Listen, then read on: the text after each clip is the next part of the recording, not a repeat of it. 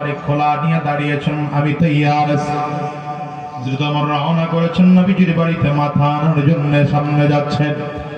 নবীজির মাথা আনার জন্য রওনা করেন। বলেন তো এর থেকে খারাপ মানুষ দুনিয়ায় আর হতে পারে নাকি? দ্রুত আমার রওনা করেছেন নবীজির মাথা আনার জন্য। আরে অধিকত আমার নবী রাতের বেলায় দোয়া করেন, দিনের বেলায় দোয়া করেন, যখন সময় পান তখনই দোয়া করেন। আল্লাহুম্মা আ'ইজ্জিল ইসলাম বিআহাদিল উমরাইন। হে আল্লাহ, মক্কার মধ্যে দুইটা ওমর আছে, এক হলো খাত্তাবের ছেলে ওমর, আরেক হলো হিশামের ছেলে ওমর, যেটার নাম আবু জাহাল। নবীজি দোয়া করেন, আল্লাহ দুই ওমরের এক ওমরকে তুমি ইসলামের ছায়াতলে এনে দাও। নবীজির দোয়া তো রবের কাছে কবুল হয়ে যায়। আমার রওনা করেছে হযরত ওমর ফারুক রাদিয়াল্লাহু আনহু তরবারি নিয়ে রওনা করে। রাস্তা থেকে একজন ডাকদার, ওমর মাথা আনতে যাও, মুহাম্মদের মাথা আনার জন্য রওনা করেছো।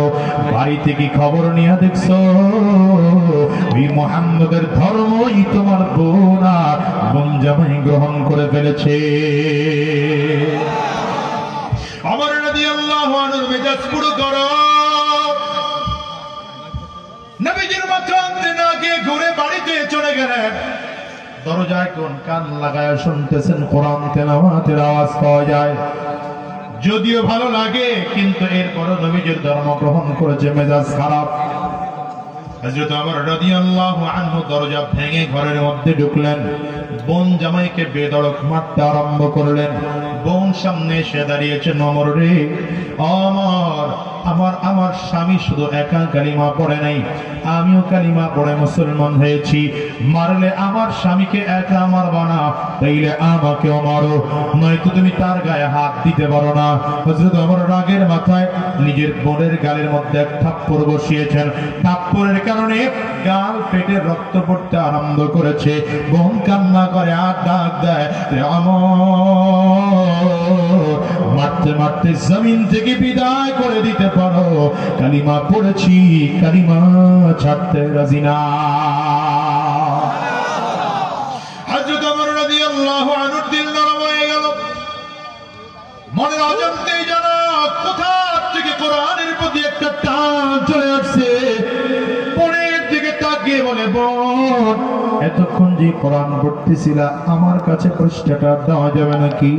বোন বলেন, না না, তুমি নাপাক অবস্থায় আছো, নাপাক অবস্থায় তোমার কাছে কোরআন পড়তে দেওয়া যাবে না। লা ইয়ামাসসুহু ইল্লাল মুতাহহারুন। নাপাক অবস্থায় কোরআনুল কারীম ধরতে যাওয়া যাবে না, কোরআন পড়তে দেওয়া যাবে না।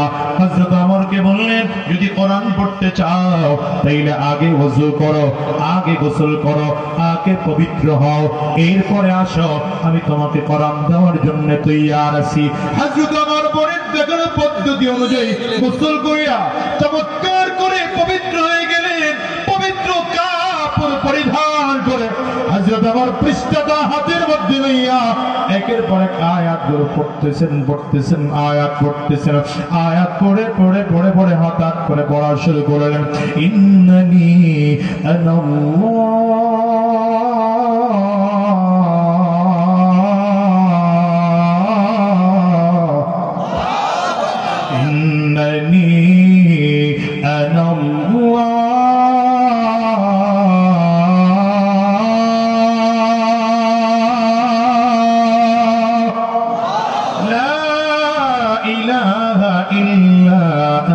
فاعبدني وأقم الصلاة لذكري।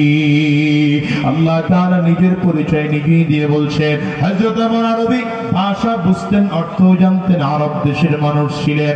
এই আয়াতের তিলাওয়াত শুনে বুঝতেছে আল্লাহ তাআলা নিজের পরিচয় নিজেই দিয়ে দেয়, আমি সেই আল্লাহ। সুতরাং আমি আল্লাহর জন্য, আমি আল্লাহর ইবাদত করো, আমি আল্লাহর স্মরণ করে নামাজ আদায় করো।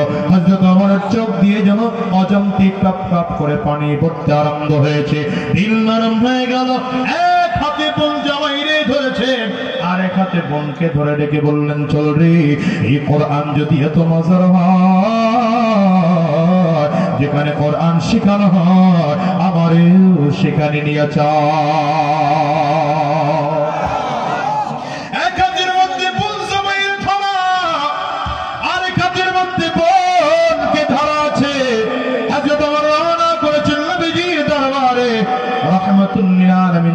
যায়েদ ইবনে আরকাম রাদিয়াল্লাহু আনহুর বাড়িতে দারুল আরকামে সাফা পাহাড়ের পাদদেশে ছিলেন। নবীজি দূর থেকে তাকিয়ে দেখতেছে, ওমর আমার নবীর দিকে আসতেছে, তরবারিটা উলঙ্গ অবস্থায় হযরত ওমরের কোমরের মধ্যে গোছা। সাহাবায়ে কেরাম সাবধান নিয়েছেন, পয়গম্বর আপনি যদি বলেন ওমরকে জমিন থেকে বিদায় করে দেব। নবীজি ইশারা করে তাদেরকে থামিয়ে দিলেন। রাহমাতুল লিল আলামিনের সামনে এসে হযরত ওমর দাঁড়িয়েছেন, এক হাতে বোন জামাইকে ধরা আছে, এক হাতে বোনকে ধরা আছে। কিতাবে লেখে রাহমাতুল লিল আলামিন শাহাদাত আঙ্গুলিটা দিয়ে হযরত ওমরের কোমরের মধ্যে হালকা করে ধাক্কা দিয়েছেন। ধাক্কাটা দিতে দেরি হয়, হযরত ওমর থরথর করে কাঁপতে কাঁপতে জমিনের মধ্যে বসে পড়েছেন। তার বাড়িটা উঠাইয়া আমার নবীর পায়ের সামনে বিছিয়ে দিয়ে দেখে বললেন, পয়গম্বর এতদিন তরবারি ছিল ইসলামের বিপক্ষে, এতদিন তরবারি ছিল কোরআনের বিপক্ষে, এতদিন তরবারি ছিল দ্বীনের বিপক্ষে, আজকের থেকে তরবারি ইসলামের পক্ষে চলবে, কোরআনের পক্ষে চলবে, দ্বীনের পক্ষে চলবে। আজকের থেকে আমার কালিমা পড়েছে, এখন থেকে আর ইসলামের বিরুদ্ধে দুশমনি করার শক্তি কারো না।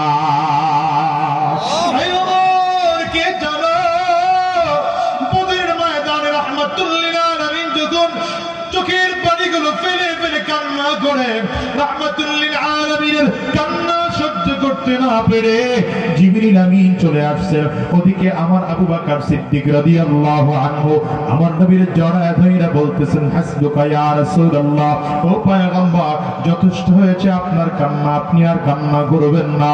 সাহাবায়ে কেরাম নবীজিকে সান্ত্বনা দেয়, পয়গম্বর আমরা মুসা নবীর উম্মত নই, আমরা মুহাম্মদুর রাসূলুল্লাহর উম্মত, আমরা আপনার ডানে থেকে যুদ্ধ করব, আমরা আপনার বামে থেকে যুদ্ধ করব, আমরা আপনার সামনে পেছনে থেকে যুদ্ধ করব।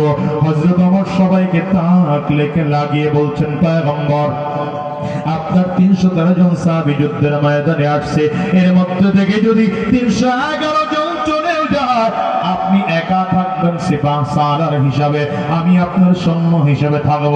আপনি আমাকে অনুমতি দিবেন, আমি যুদ্ধ করব, হাজারো কাফিরদের বিরুদ্ধে যুদ্ধ করব, আমি ওমর তারপরও বদরের ময়দান ছেড়ে যাব না।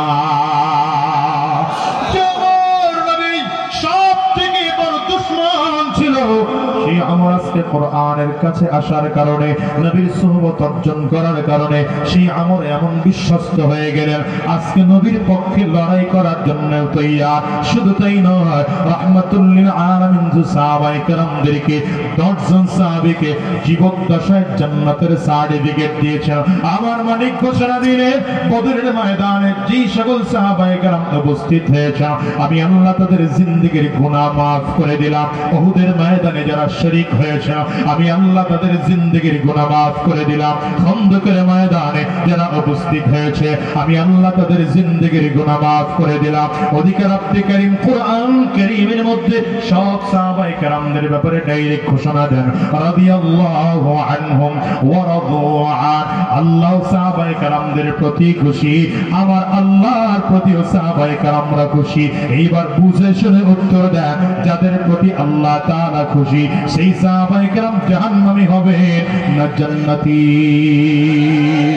এজন্য বলি সব নবীর সব সাহাবীরা জান্নাতি, সব সাহাবীরা জান্নাতি। নবী বলেন, আসহাবী কুল্লুহুম উহুদুল, আমার সব সাহাবীরা ইনসাফের উপরে আছে, আমার সব